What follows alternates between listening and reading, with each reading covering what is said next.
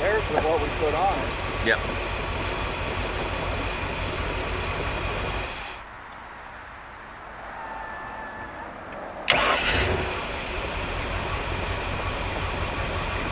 So when this boat came in, it didn't turn over at all. They'd done some wiring and put a new starter on it and had it sort of wonkered up, and so when you turn the key, nothing happened.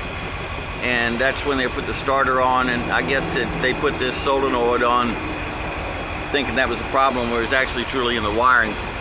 But he had two complaints. One, it wouldn't turn over, and one, it wouldn't start. And as you can see right now, it seems to be starting and running pretty good, which is really amazing.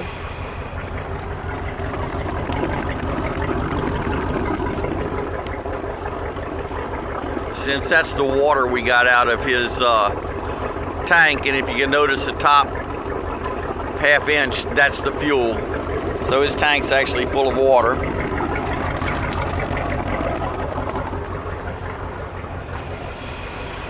And we're running it on our tank just to show it runs. But the tank will need to be drained before it'll run like this again.